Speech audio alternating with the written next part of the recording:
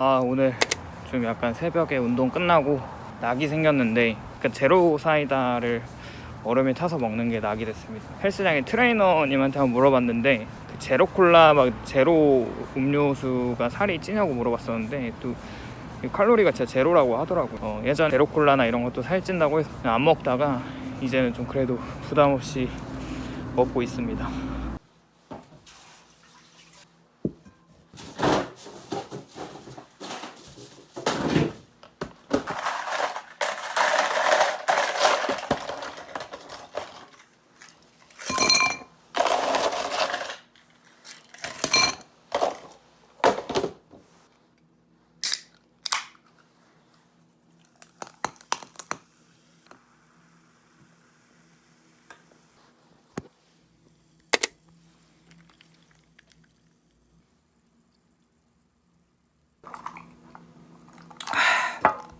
좋다. 안녕하세요. 서른일기입니다. 시간이 참 빠릅니다. 벌써 23년 1월 중순을 향해 가고 있습니다. 빨리 가는 시간만큼 행복한 시간들과 추억들이 더 많아지기를 바랍니다. 저는 요즘 뭐 하는지 잘 모르겠는데 정말 바쁘게 보내고 있습니다. 체감상 바쁘게 보내야 시간도 참 빨리 지나가죠. 바쁜 만큼 생산적인 활동을 하면 좋을 텐데 딱히 그렇지도 않고 그냥 가끔은 그냥저냥 시간을 보내는 것 같기도 합니다. 오늘은 저희 신혼부부가 전세 말고 월세 사는 이유에 대해서 한번 이야기해 보려고 합니다.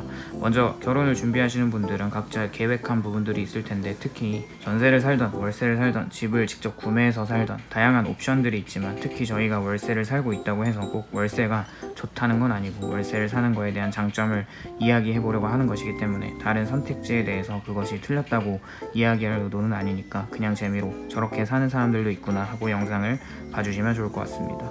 먼저 월세를 사는 이유 중 하나는 돈의 유동성을 확보하는 것이 가능해진다는 것인데요.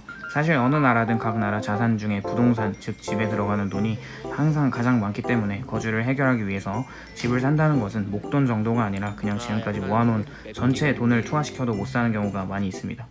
물론 우리나라는 전세제도가 있어서 집을 사지 않더라도 일부 목돈을 넣고 나머지 금액을 대출해주는 많은 시중은행 상품들이 있기도 해서 집을 구하는데 꼭 자기 돈을 다 쓰면서 구할 필요는 없는 것 같습니다. 어쨌거나 저희 신혼부부는 처음 신혼집을 구할 때 전세를 구했었고, 그때 당시 2억 4천만 원 정도의 금액을 대출을 받았습니다. 그리고 그때 당시에는 금리가 한 0.25%인가 그랬는데, 지금 1월 최종금리가 13일자를 기준으로 3.5%라고 하면 당시에 대출 받았을 때 저희가 시중금리 3.2%로 무슨 금리 혜택을 다 받아도 그 정도였었는데, 현재 시중은행에서 대출받은 금리는 적어도 6%는 가뿐하게 넘어간다고 한다면 이자만 참 어마어마하게 엄청나게 내고 있을 거라는 생각에 다행히 월세 집으로 갈아탄 게 참 잘했다는 생각이 듭니다.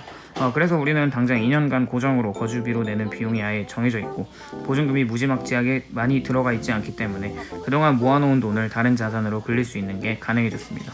이 정도가 전세보다 월세로 사는 것에 대한 장점인 것 같습니다.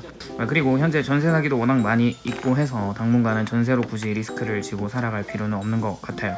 두 번째 이유는 집값이 너무 고점이라고 생각했기 때문에 나중에 집값이 좀 내려가면 집을 사려는 생각이었기 때문에 월세를 살고 있습니다. 사실 집에 대한 욕심은 없어서 집을 매매하지는 않았는데 당시 집을 사지 않는 게 참 잘한 선택이었다고 생각합니다. 21년 고점으로 엄청난 하락이 일어나고 있죠. 좀 더 지켜보면서 생각해 보려고 합니다. 우리나라 사람들이 부동산 불패신화를 다들 믿고 있어서 언젠가는 집이 다시 상승한다고 믿고 있죠. 근데 그 부분에 대해서 동의를 어느 정도 합니다. 현금보다는 다른 자산이 시간이 지날수록 더 가치를 많이 받기 때문이죠.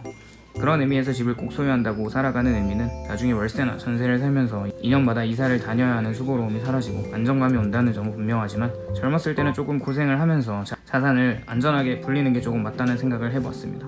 세 번째로는 돈이 많이 들어가지 않는 것인데요. 사실 저와 아내는 개인적으로 신혼 초에 돈을 꼭 굳이 많이 쓰면서 시작하는 데 동의는 하지 않았습니다. 먼저 월세를 살면서 좋은 점은 요즘 신축으로 지어진 집들은 시스템 에어컨, 공기청정기, 냉장고, 세탁기, 수납장 등등 살면서 꼭 필요한 최소한의 가전제품이 집안에 세팅이 되어 있기 때문에 집을 샀을 때 새로 모든 가전을 사야 하는 부담이 없습니다. 물론 집을 먼저 사고 좋은 가전을 사서 오래오래 사용하면 좋지만 처음부터 집이 안정적으로 세팅되지 않은 상태에서 목돈을 쓸 필요가 없기 때문에 월세를 선택해서 잘 살고 있습니다.